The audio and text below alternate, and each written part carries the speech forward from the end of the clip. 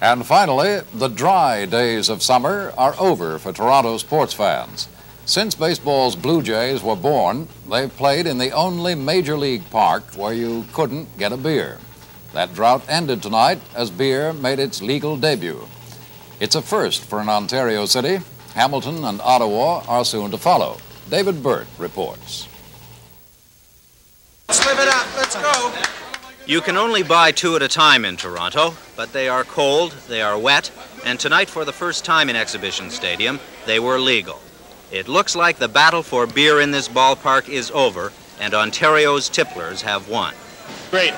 That's great. Yeah, super. Oh, yeah. I think you'll see a different crowd tonight. It's about time. Time we grew up in Canada and in Toronto. Toronto hasn't grown up completely. Beer sales here will be strictly controlled. The two at a time to a customer rule is one way. As well, sales in the stands are forbidden, and there will be no drinking after the game. The ever-cautious Ontario government is concerned some fans who drive to the game sober will be inebriated by the time they head for home.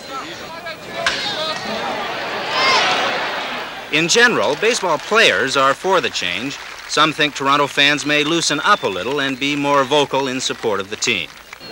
But if they loosen up too much, the Ontario government may take back the privilege of combining beer with the game of summer.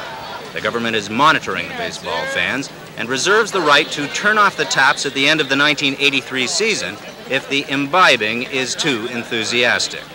So, many fans will be on their best behavior during the experiment. Others aren't going to participate at all. No glass of beer is worth $1.75. David Burt, CBC News, Toronto.